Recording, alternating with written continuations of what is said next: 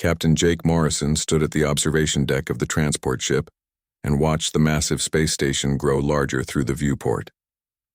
Nexus Prime was the biggest military installation he had ever seen. The structure stretched for miles in every direction with docking bays that could hold entire fleets. Alien ships of designs he could not recognize moved in and out of the station like busy insects around a hive. Morrison turned to look at his team. 12 of Earth's best Special Operations Squadron members sat in the transport bay, checking their gear one final time. Lieutenant Amy Carter cleaned her rifle with careful precision, while Sergeant Ryan Cole tested the weight of his pack. Corporal Lisa Park worked on her communications equipment and the others prepared their weapons and supplies. They all knew this mission was different from anything they had done before. The invitation to the Galactic Hegemony. War games had surprised everyone on Earth. Humanity had only joined the galactic community 6 months ago after finally developing faster than light travel. Most humans were still trying to understand that they were not alone in the universe. Now 12 human soldiers were about to compete against the most advanced military forces in known space. Morrison had read the mission briefing dozens of times during the 3-day journey to Nexus Prime. The hegemony had given Earth the simplest possible task. His team would rescue one hostage from a lightly defended building, while alien forces demonstrated their skills in massive planetary battles and fleet combat scenarios. The message was clear to Morrison. Humans were considered too primitive for real military operations. The transport ship docked with a soft bump and the airlock opened. Morrison led his team into the station and immediately felt small. The corridors were built for beings much larger than humans. Alien soldiers moved past them wearing armor that glowed with energy fields and carrying weapons that hummed with power. Some of the aliens stood 12 feet tall while others floated without touching the ground. Morrison noticed that many of them stared at the humans with what looked like amusement. A tall alien with blue skin and 4 arms approached Morrison. The being wore a uniform covered in medals and insignia that marked him as high-ranking. When he spoke, his voice came through a translation device that made the words sound mechanical. "I am Supreme Commander Vexhai of the Zoranian Empire. You must be the human delegation." The alien looked down at Morrison and his team with obvious curiosity. "I have heard much about your species. You have achieved space travel using chemical propulsion and metal construction. Most impressive for such a young civilization." Morrison saluted. "Captain Jake Morrison of Earth's Special Operations Squadron. We are honored to participate in the war games." Vexhai made a sound that the translator interpreted as laughter. Yes, the human contribution should prove most educational. "We have prepared appropriate accommodations for your team. I trust you will find the experience enlightening." Another alien joined them. This one looked like it was made of living crystal that reflected light in rainbow patterns. Its voice sounded like wind chimes when it spoke. General Korthvel of the Crystalline Dominion. "I confess great interest in observing primitive combat techniques. Our military scholars believe studying earlier evolutionary stages will provide valuable historical context." Morrison felt his jaw tighten, but kept his expression neutral. "We look forward to learning from your advanced forces, General." Korthvel's crystal body pulsed with brighter light. "Indeed, we have reviewed your equipment specifications. Kinetic projectile weapons and chemical explosives represent fascinating archaeological artifacts. Our cadets will benefit from seeing how warfare was conducted before the development of energy, manipulation, and matter phasing technology." The aliens led Morrison's team through the station to their assigned quarters. Along the way, they passed training areas where alien soldiers demonstrated abilities that seemed impossible. Morrison watched Zoranian troops walk through solid walls as if they were made of air. Crystalline warriors lifted massive metal blocks using only their minds, while cybernetic beings moved faster than human eyes could follow. In one large arena, Morrison saw what looked like a mock battle between 2 alien units. Energy beams filled the air while soldiers teleported from place to place. Explosions that should have killed anyone nearby were absorbed by shimmering force fields. The aliens fought with a grace and power that made human military tactics look like children playing with sticks. "Magnificent, is it not?" Vexhai said as he noticed Morrison watching. "The 47th Zoranian Assault Division versus the 12th Crystalline Guard Regiment. Both units represent the pinnacle of galactic military evolution. Each soldier possesses capabilities that would allow them to conquer an entire primitive world single-handed." Morrison nodded but did not reply. He was thinking about the weapons his team carried. Standard assault rifles that fired metal bullets, grenades filled with chemical explosives, body armor made of woven fabric and ceramic plates. Compared to what he was seeing, their equipment looked like museum pieces. The quarters assigned to the human team were small but comfortable. As soon as the aliens left, Amy Carter spoke up. "Did you see those force fields? Our bullets would bounce right off them." Ryan Cole set down his pack with a heavy thud. The way they were moving through those walls was like something out of a magic show. "How do you fight an enemy that can walk through your cover?" Lisa Park activated her communication gear and ran a system check. "The energy signatures from their weapons are off the charts. They're using power sources I can't even identify." Morrison gathered his team around a small table. "I know what you're all thinking. We're outgunned and outmatched by technology we barely understand. But remember why we're here. Earth didn't send us to win these games. We're here to learn and to show that humans deserve respect in the galactic community." The next morning, Morrison attended the opening ceremony for the War Games. The main auditorium was filled with thousands of alien soldiers from dozens of different species. Massive screens showed highlights from previous years where entire moons were destroyed in simulated battles and fleets of ships engaged in combat across multiple star systems. When the human team was introduced, the reaction was immediate. Laughter echoed through the auditorium as the cameras focused on Morrison and his soldiers. Their basic equipment and simple uniforms looked ridiculous compared to the advanced gear worn by every other species present. Supreme Commander Vex High took the stage and addressed the crowd. "This year we welcome a new participant to our War Games. The human species has recently achieved basic interstellar capability and wishes to observe advanced military operations. We have graciously provided them with a suitable introductory scenario." More laughter filled the auditorium. Morrison felt heat rise in his face but forced himself to remain calm.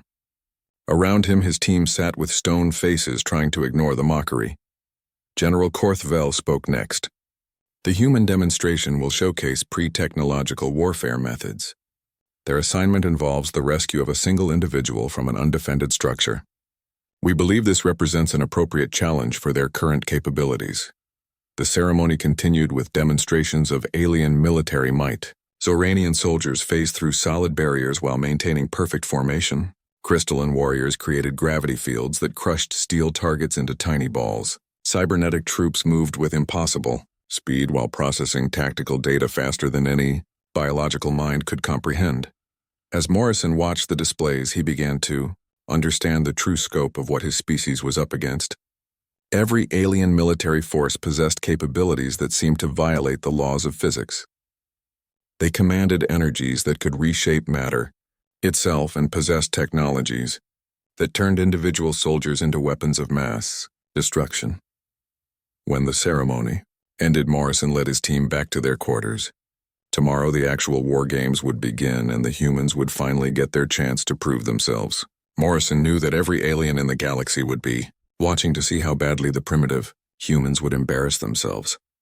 That night, as his team prepared their gear, Morrison stood at the window looking out at the stars.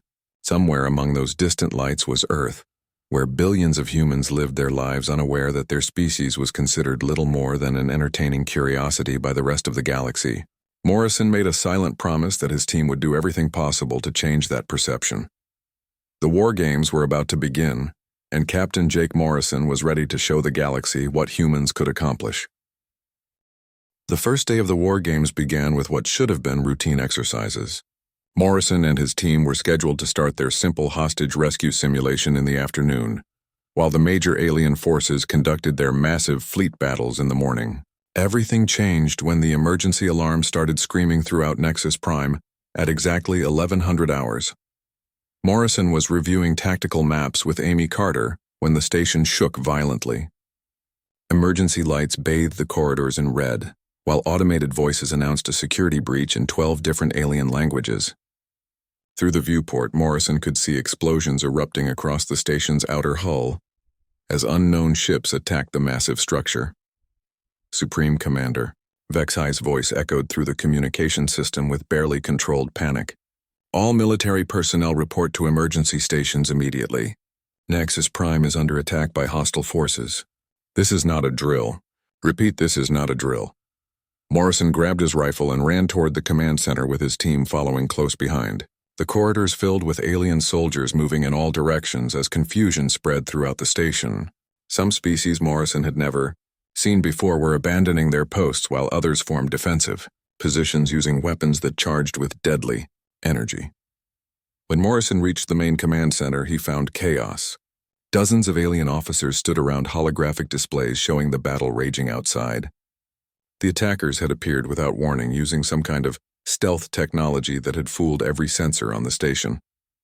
Their ships were black as space itself and seemed to absorb light rather than reflect it. General Korthavel's crystal body pulsed with rapid flashes of light as he coordinated the defense. Void Raiders confirmed. Multiple assault vessels detected. They are using some form of cloaking technology we have never encountered before. Morrison had heard of the Void Raiders during his briefings about galactic politics. They were exiled criminals from multiple species who had formed a terrorist organization that attacked civilian and military targets throughout the galaxy. Most governments considered them the single greatest threat to galactic peace and stability. The battle outside Nexus Prime lasted for 3 hours. Morrison watched through the viewports as alien defense forces engaged the Void Raider ships using energy weapons that lit up space like fireworks. The station's massive guns fired beams of pure energy that could destroy planets, but somehow the Raider ships avoided most of the incoming fire. When the weapons did hit their targets, the Raider vessels absorbed the energy and seemed to grow stronger. Then the real disaster began. A single Void Raider ship broke through the defensive perimeter and landed in the station's main docking bay. The ship was unlike anything Morrison had ever seen, with a hull that seemed to bend light around itself and engines that left no visible exhaust trail. As soon as it touched down, soldiers poured out wearing armor that shifted and changed color to match their surroundings. The Void Raiders moved through Nexus Prime like ghosts. They seemed to know exactly where to go and what to target. Within minutes, they had captured the command center and taken prisoner every high-ranking officer, including Supreme Commander Vex High and General Korthavel. Morrison and his team barely escaped by hiding in a maintenance shaft while the Raiders swept through their section. From their hiding place, Morrison could hear the Void Raider leader speaking through the station's communication system. The voice was cold and mechanical, like it came from something that was not entirely alive. "Citizens of the galactic hegemony, your precious leaders are now our prisoners. We have taken them to a location where your advanced technology cannot reach them. Any attempt at rescue will result in their immediate execution." The message continued with demands that Morrison knew the hegemony would never accept. The Void Raiders wanted complete amnesty for all their past crimes and recognition as a legitimate government controlling several star systems. They also demanded massive payments in rare metals and technology that would make them one of the most powerful forces in the galaxy. After the Raiders left with their prisoners, Morrison and his team emerged from hiding to find Nexus Prime in complete chaos. The remaining alien forces were paralyzed with shock and confusion. Many had never experienced defeat before and did not know how to respond to the situation. Officers who had seemed supremely confident just hours earlier now stood around looking lost and helpless. Morrison found Acting Commander Zexron of the Nexari Collective trying to coordinate a response from the damaged command center. The cybernetic being's metallic face showed signs of stress as multiple data streams flowed across his optical displays. When he saw Morrison approaching, he made a sound that the translator interpreted as frustration. "Captain Morrison, the situation is beyond critical. Our most experienced leaders have been taken to a location we cannot penetrate. The Void Raiders have transported them to a facility called Shadowhold, which exists deep within this planet's unstable core region." Amy Carter stepped forward. "What makes this place so difficult to reach?" Zexron's optical displays flickered with technical readouts. Shadowhold was built inside a network of gravity storms and radiation fields that disable all modern technology.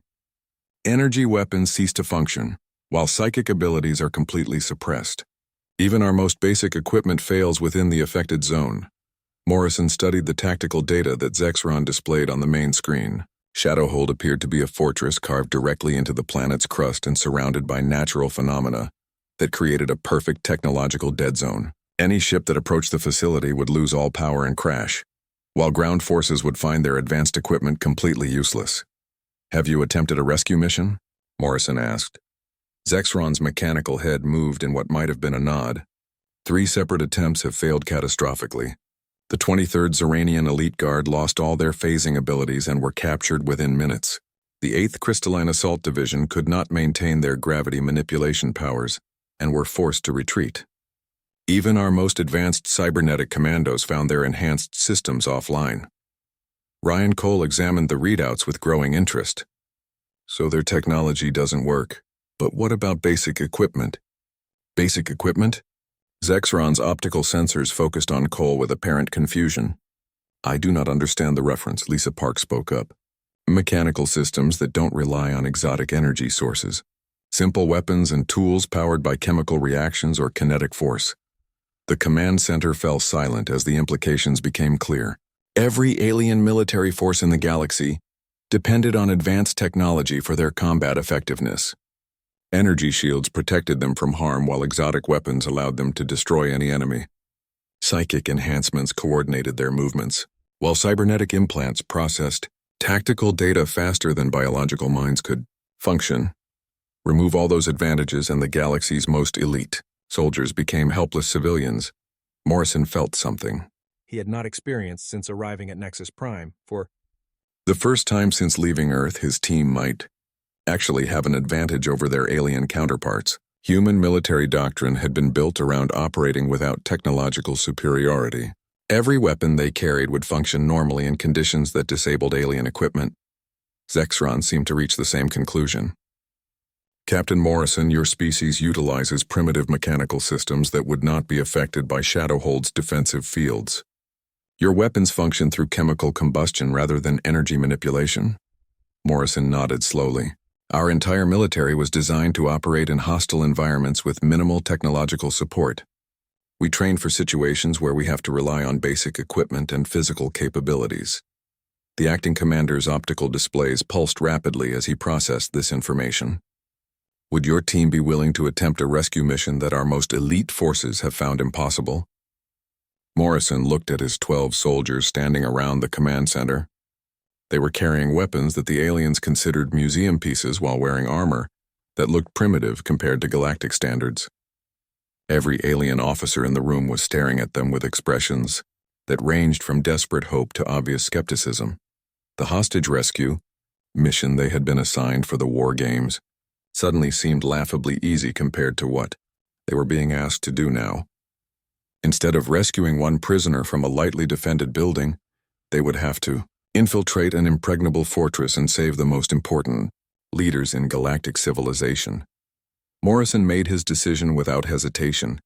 We'll do it. The impossible mission was about to begin, and Captain Jake Morrison was ready to show the galaxy that sometimes the oldest solutions worked better than the newest technology. Morrison spent the first hour after accepting the mission studying everything the aliens knew about Shadowhold. The fortress had been built centuries ago by an unknown species that understood how to use natural phenomena as defensive weapons. Gravity storms surrounded the structure, while radiation fields created dead zones where modern technology simply stopped working. The Void Raiders had chosen their prison perfectly. Acting Commander Zexron provided detailed scans of the area around Shadowhold, but admitted that most of the information was incomplete. Our sensors cannot penetrate the interference field surrounding the facility.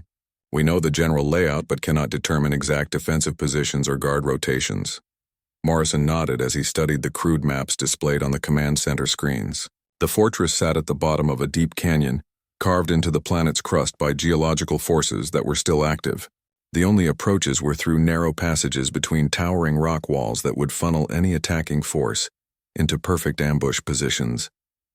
Amy Carter pointed to several locations on the tactical display. These choke points would be heavily defended. Any direct assault would face concentrated fire from elevated positions with no cover. Ryan Cole examined the topographical data with the eye of an experienced soldier. The radiation levels would kill anyone without proper protection within hours. Even our suits might not provide enough shielding for an extended operation. Morrison had been thinking about the same problem since accepting the mission. Every conventional military approach would fail against Shadowhold's defenses. The fortress had been designed to stop armies equipped with the most advanced technology in the galaxy. 12 humans with basic equipment seemed to have no chance of success. But Morrison had not survived 15 years of special operations by accepting conventional wisdom.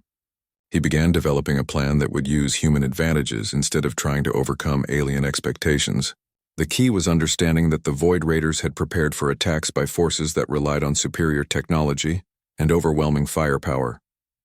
"We're not going to attack Shadowhold," Morrison announced to his team. "We're going to sneak into it." Lisa Park looked up from her equipment checks. "The canyon approaches are too well defended for infiltration. Their sensors might not work perfectly, but they'll still detect any movement through those passages." Morrison smiled for the first time since the crisis began. Who said anything about using the canyon? He directed their attention to a section of the geological survey that the aliens had dismissed as irrelevant. Ancient mining operations had left a network of tunnels running through the rock formations surrounding Shadowhold. The passages were too narrow for vehicles and too unstable for large groups, but a small team might be able to navigate them. "The mining tunnels were abandoned hundreds of years ago," Zexron protested. "Our geological experts determined they are too dangerous for military operations. Cave-ins and toxic gases make them essentially impassable." Morrison studied the tunnel layouts with growing excitement. Dangerous for who? Alien forces wearing bulky armor and carrying heavy equipment? Or humans trained for underground operations? The plan Morrison outlined over the next 2 hours would have been considered insane by any military academy in the galaxy. His team would approach Shadowhold through the abandoned mining tunnels using only basic climbing gear and chemical light sources. They would navigate unstable passages that could collapse at any moment, while avoiding pockets of poisonous gas left behind by the ancient mining operations. Once inside the tunnel system, they would use improvised explosives to create diversions that would draw defender attention away from the main fortress. While the Void Raiders investigated these false attacks, Morrison's team would climb the canyon walls using ropes and manual techniques to reach the fortress from an impossible direction. Sergeant Ben Hayes raised an obvious concern. "Even if we reach the fortress walls, how do we get inside?" The aliens said it was designed to be impregnable. Morrison had already considered this problem. The fortress was built to stop armies using advanced weapons and exotic technology. It wasn't designed to stop 12 people with climbing gear and small explosives. The first phase of the operation began at sunset when Morrison led his team toward the entrance to the mining tunnel network. Acting Commander Zexron had provided them with radiation suits that looked primitive compared to alien equipment, but would protect them from the worst environmental hazards. Amy Carter took point as they entered the first tunnel. Her experience in cave systems during training exercises on Earth proved invaluable as she navigated the narrow passages, using only chemical light sticks for illumination. Behind her, Morrison checked compass bearings while Ryan Cole monitored their rear for signs of pursuit. The tunnels were exactly as dangerous as the aliens had warned. Ancient support beams creaked ominously as the team passed beneath them, while poisonous gases leaked from cracks in the rock walls. Twice they had to backtrack when passages proved completely blocked by cave-ins that had occurred decades earlier. But the tunnels also provided something the aliens had not expected: complete concealment from any detection method the Void Raiders might be using. The rock formations and mineral deposits created natural shielding that hid the team's movement, while the unstable geology prevented enemy forces from following even if they discovered the infiltration route. After 4 hours of careful movement through the tunnel system, Morrison's team reached their first objective: an abandoned mining chamber that sat directly beneath one of the outer defensive positions around Shadowhold. Through cracks in the ceiling, they could hear Void Raider guards moving around above them. Lisa Park set up her improvised explosive charges using basic chemical compounds that would create impressive fireworks without causing serious structural damage. The goal was not to kill enemy soldiers, but to create confusion and draw their attention away from the real infiltration route. Ryan Cole prepared secondary diversions at 2 other locations while Ben Hayes rigged smoke generators that would add to the chaos. The timing had to be perfect because once the explosions began, the Void Raiders would know that someone was attempting a rescue operation. Morrison checked his watch and signaled for final preparations. In 30 minutes, the diversionary attacks would begin, and his team would start the most dangerous part of their mission.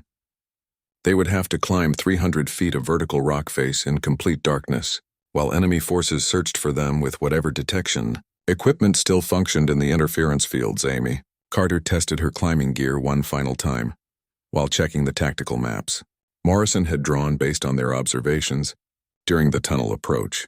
The route to the fortress walls would require them to move across unstable rock formations, while avoiding sentinel positions that commanded excellent fields of fire. The explosions began exactly on schedule. Morrison's charges detonated in sequence, creating a series of blasts that echoed through the canyon while sending clouds of smoke and debris into the air. Through the tunnel walls, they could hear Void Raider soldiers shouting in alarm as they responded to what appeared to be a coordinated attack on multiple positions, while enemy forces rushed toward the diversions. Morrison led his team out of the tunnels and began the climb toward Shadowhold. They moved in complete silence, using hand signals and rope techniques that required no mechanical equipment. Each team member carried only essential gear while relying on physical conditioning and climbing skills that no alien force possessed. The climb took 2 hours of careful movement across rock faces that would have been impossible for soldiers wearing heavy armor or carrying advanced weapons. Morrison's team used natural handholds and carefully placed anchor points to work their way up the canyon walls, while enemy searchlights swept the areas where conventional forces would be expected to approach. When they finally reached the outer wall of Shadowhold, Morrison felt a surge of satisfaction. The fortress had been designed to stop armies, but its builders had never considered that someone might climb directly up the canyon walls to reach it. The defensive positions all faced outward toward the approach routes, while the wall itself was unguarded. Morrison examined the ancient construction and found exactly what he had hoped to see. The fortress walls were made of fitted stone blocks that provided handholds for experienced climbers. More importantly, gaps between the blocks could be enlarged using small explosive charges to create entry points that would be invisible from a distance. Amy Carter prepared the breaching charges while Ryan Cole kept watch for enemy patrols. Lisa Park tested her communication equipment and confirmed that she could maintain contact with the command center on Nexus Prime despite the interference fields. Ben Hayes distributed the remaining explosives among the team members for use inside the fortress. As Morrison prepared to lead his team through the breach he had created, he realized that they had accomplished something every alien military expert had declared impossible. 12 humans with basic equipment had penetrated the defenses of the most secure prison in the galaxy, using nothing but determination and tactics that predated spaceflight. The hardest part of the mission was about to begin, but Morrison felt confident for the first time since accepting the assign. Morrison slipped through the breach in the fortress wall and found himself inside a dark corridor carved from solid rock. The air was thick with the smell of stale moisture and something else he could not identify. Behind him, Amy Carter and Ryan Cole followed in complete silence, while the rest of the team took positions to guard their entry point. The interior of Shadowhold was unlike any military facility Morrison had ever seen. Ancient stone passages twisted through the structure, following no logical pattern, while strange symbols were carved into the walls. The builders had created a maze designed to confuse and disorient anyone who managed to penetrate the outer defenses. Lisa Park activated her basic radio equipment and confirmed that the interference fields were even stronger inside the fortress. Her simple frequency scanner could barely detect signals from other team members just 50 feet away. Any sophisticated communication system would be completely useless in this environment. Morrison consulted the rough map he had drawn based on observations during their approach. The prison cells should be located in the central core of the facility, where the interference was strongest. Getting there would require navigating through multiple levels of the fortress, while avoiding Void Raider patrols that knew every passage and corridor. The first enemy contact came sooner than expected. As Morrison led his team around a corner, they encountered 2 Void Raider guards standing next to what appeared to be some kind of monitoring station. The Raiders wore armor that shifted color to match the stone walls while carrying weapons that looked like they belonged in a science fiction movie. Morrison signaled for his team to freeze, while he studied the enemy soldiers. The Raiders seemed to be having equipment problems as they repeatedly tried to activate devices that refused to function properly. Their advanced weapons showed no signs of power, while their armor had stopped changing color and remained a dull gray that made them clearly visible. Amy Carter moved into position behind Morrison and raised her rifle. The weapon was a standard Earth military-issue assault rifle that fired metal bullets using chemical propellant. Compared to alien energy weapons, it looked primitive, but it would work perfectly in conditions that disabled more advanced technology. Morrison made hand signals to coordinate the attack. On his mark, Amy and Ryan would eliminate the guards using silenced weapons, while Ben Hayes covered their rear. The operation had to be completed without alerting other enemy forces in the area. The engagement lasted less than 10 seconds. Both Void Raider guards went down before they could raise an alarm or call for reinforcements. Morrison's team moved quickly to hide the bodies while Lisa Park examined the abandoned monitoring equipment to see if it contained useful intelligence. What Park discovered changed everything. Morrison thought he knew about their mission. The monitoring station contained detailed layouts of the entire fortress, including the exact locations of every prisoner cell. More importantly, it showed that the Void Raiders had far more hostages than just the hegemony leadership they had captured from Nexus Prime. "They've been collecting prisoners for months," Park whispered as she studied the alien data displays. "Political leaders, military commanders, scientists, and engineers from dozens of different species. This isn't just about ransom demands." Morrison examined the intelligence while formulating a new plan. The original mission had been to rescue Supreme Commander Vexhai and General Korthvel, along with the other captured leaders. But leaving hundreds of other prisoners behind while taking only the most important hostages would go against everything Morrison believed about military ethics. Ryan Cole raised the obvious tactical concern. "We planned for extracting 12 prisoners maximum. Taking hundreds of people through those mining tunnels would be impossible." Morrison studied the fortress layout and found what he was looking for. "We're not taking them through the tunnels. We're going to open the front door." The plan Morrison outlined was even more audacious than their original infiltration. Instead of sneaking out with a small group of rescued leaders, they would disable the fortress defenses and allow hegemony forces to conduct a full-scale rescue operation. The key was understanding that Shadowhold's defensive systems relied on the same exotic technology that failed in the interference fields. Amy Carter would lead a team to the fortress armory where they would use human explosives to destroy the Void Raider weapon stockpiles. Meanwhile, Morrison and Ryan Cole would fight their way to the main control center and disable the systems that generated the interference fields around the facility. Once the technological dead zone was eliminated, hegemony forces could approach Shadowhold using their advanced equipment and overwhelming firepower. The fortress that had seemed impregnable would become a trap for the Void Raiders instead of their prisoners. But first, Morrison's team had to reach the prison complex and confirm that the hostages were still alive.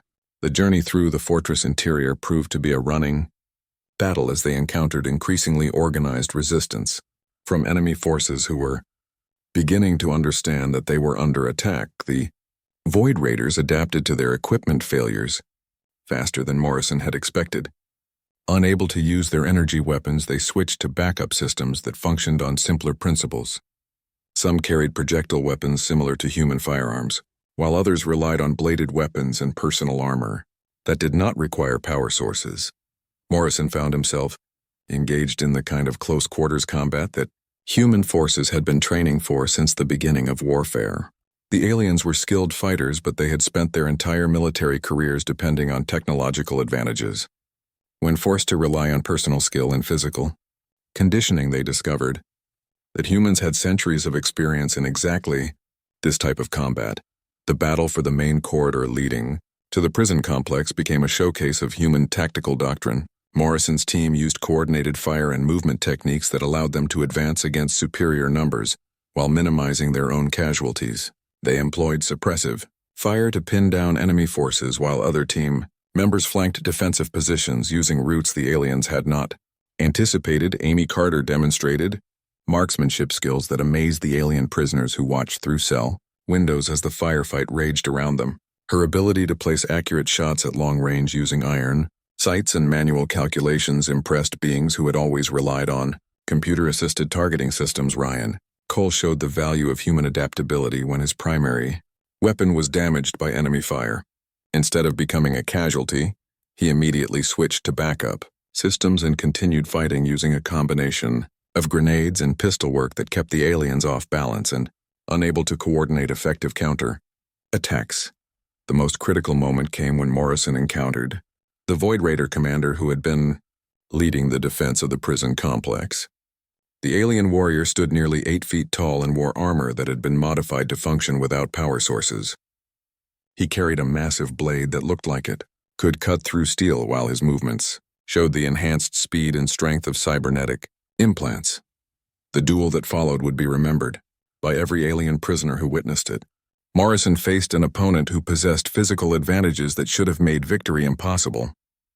The Void Raider commander was stronger, faster, and equipped with better weapons than any human could hope to match.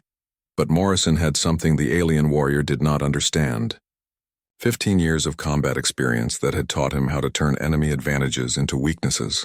Instead of trying to match the commander's strength, Morrison used the alien's overconfidence and reliance on superior physical capabilities against him.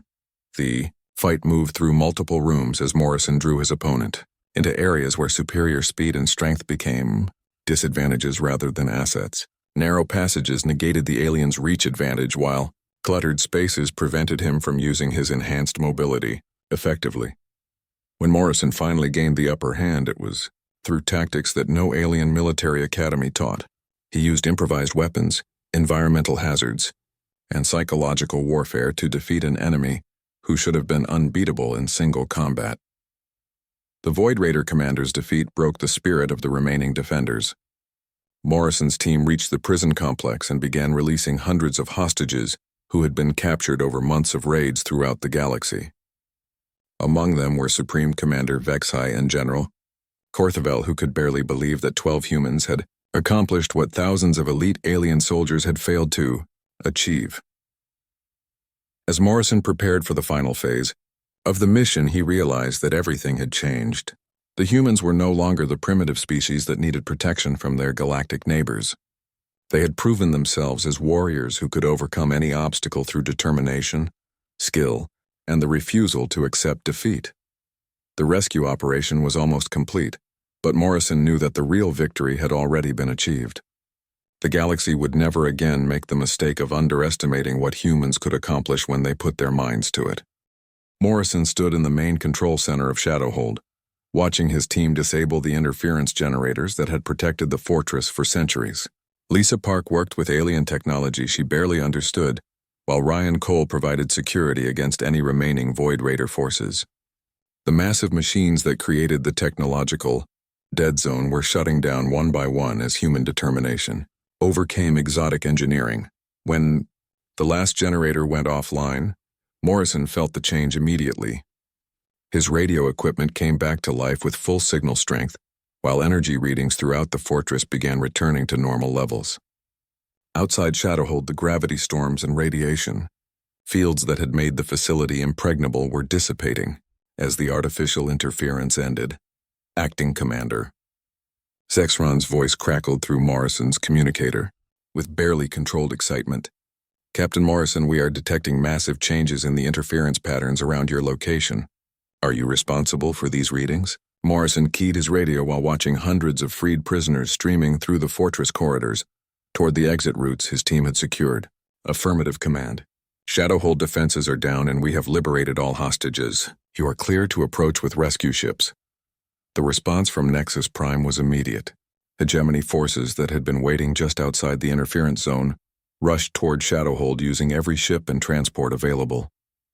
Within minutes, the canyon that had seemed empty and lifeless was filled with alien rescue vessels of every size and configuration. Supreme Commander Vexai approached Morrison as the evacuation proceeded around them. The tall Zoranian leader looked different than he had during the War Games opening ceremony. His uniform was torn and dirty, while his forearms showed signs of injuries sustained during captivity. But his eyes held something Morrison had never seen before when aliens looked at humans. Captain Morrison, I must confess that I owe you and your species an apology that words cannot adequately express. We dismissed humans as primitive warriors playing with obsolete equipment. We could not have been more wrong about your capabilities. Morrison helped evacuate wounded prisoners while considering how to respond. Commander, you weren't entirely wrong about our equipment. By galactic standards, our weapons and technology are primitive, but sometimes simple solutions work better than complex ones, General. Korthavel joined the conversation as his crystal body pulsed with patterns Morrison was beginning to recognize as expressions of deep thought. Your success here represents more than just superior tactics. You have demonstrated that technological advancement, without wisdom and adaptability, leads to weakness rather than strength. The evacuation continued for several hours as hegemony forces transported hundreds of prisoners back to Nexus Prime for medical treatment and debriefing. Morrison learned that the Void Raiders had been planning something far more ambitious than simple ransom demands. They had been collecting political and military leaders from across the galaxy as part of a scheme to destabilize multiple governments simultaneously. Amy Carter reported the discovery of detailed intelligence files that revealed Void Raider operations throughout dozens of star systems. They had agents infiltrating governments and military organizations across the galaxy. This prison break would have been just the beginning of a much larger campaign. The political implications of Morrison's mission were becoming clear to everyone involved. By stopping the Void Raiders, the humans had prevented a galactic crisis that could have led to wars between multiple species. The rescue operation had transformed from a simple hostage situation into a pivotal moment that would reshape interstellar relations. 3 days after the rescue, Morrison found himself standing before the full Galactic Hegemony Council on Nexus Prime. Representatives from every major species filled the vast chamber while cameras broadcast the proceedings throughout known space. The humans, who had been treated as comic relief just a week earlier, were now the center of galactic attention. Supreme Commander Vex High addressed the assembly with formal ceremony. The galactic hegemony owes humanity a debt that cannot be repaid. 12 human soldiers accomplished what our most elite forces declared impossible. They demonstrated capabilities we did not know existed and tactical brilliance we had never encountered. The formal recognition continued with presentations from military leaders representing dozens of different species. Each one acknowledged that their understanding of warfare had been fundamentally changed by observing human capabilities. The weapons and tactics they had dismissed as primitive were now subjects for intensive study and analysis. General Korthvel announced the formation of new military exchange programs. The Crystalline Dominion requests permission to assign officers to Earth for training in human combat techniques. We believe our forces would benefit greatly from learning adaptive warfare doctrine directly from its creators. Similar requests came from other species as the galaxy began to understand that humanity brought unique strengths to interstellar civilization. The Nixari Collective wanted to study human problem-solving methods, while the Aquarian Federation sought to learn about operating without technological dependence. Morrison received promotion to general in command of the newly created Interspecies Tactical Division. His mission would be to train mixed units of human and alien forces, while developing new military doctrines that combined the best aspects of different species' capabilities. Earth's Special Operations Squadron would become the foundation for a revolutionary approach to galactic defense. But the most significant change was in how other species viewed humanity's place in the galaxy. Before the Shadowhold rescue, humans had been considered junior members of galactic civilization who needed protection and guidance. Now they were recognized as equals, with unique capabilities that could benefit everyone. Lisa Park was assigned to lead technical exchange programs where human engineers would work with alien scientists to develop equipment that functioned reliably in hostile environments. The goal was creating military technology that combined exotic alien capabilities with human reliability and simplicity. Ryan Cole received command of the new Survival Training Institute, where alien soldiers would learn to operate without their usual technological advantages. The curriculum would include everything from basic combat skills to leadership techniques that functioned without psychic or cybernetic enhancement. Amy Carter became the head instructor for the Marksmanship Academy, where alien forces would learn precision shooting techniques using mechanical weapon systems. Her ability to place accurate shots without computer assistance had impressed military observers who realized how dependent they had become on automated targeting. The changes extended far beyond military applications. Human diplomats found themselves in demand as mediators for interstellar disputes because of their reputation for finding creative solutions to impossible problems. Human explorers were recruited for dangerous missions where technological superiority was less important than adaptability and determination. Morrison stood on the observation deck of his new command ship, watching Earth grow larger in the viewport as they approached humanity's homeworld. His mission was to establish the new training facilities where the next generation of human soldiers would learn to work alongside alien partners. But he knew the real work was just beginning. Reports were coming in of new threats emerging from unexplored regions of the galaxy. Species that had remained hidden were now making contact with the hegemony, and not all of them had peaceful intentions. Some viewed humanity's rapid rise in status as a threat to established power structures, while others saw opportunities for alliance or conquest. Morrison gathered his original team around the tactical display in his command center. The 12 soldiers who had changed galactic history were now responsible for preparing humanity and its allies for whatever challenges lay ahead. Their success at Shadowhold had proven that humans belonged in the galaxy, but it had also painted a target on Earth that would attract attention from forces far more dangerous than the Void Raiders. Amy Carter studied intelligence reports about unknown species gathering in the galactic rim regions. It looks like our reputation is spreading faster than we expected. Some of these groups are showing interest in testing human capabilities for themselves. Morrison nodded as he considered the implications. Humanity had proven itself as a galactic military power, but that achievement came with responsibilities and dangers that would test every lesson they had learned. The galaxy was a much larger and more dangerous place than anyone on Earth had imagined when they first achieved faster-than-light travel. The future would bring challenges that would make Shadowhold look simple by comparison, but Morrison felt confident about humanity's ability to face whatever came next. His species had survived and thrived on a world where technological superiority meant nothing without the wisdom to use it properly. Now they would help teach that lesson to the rest of the galaxy while defending the civilization they had earned the right to call home.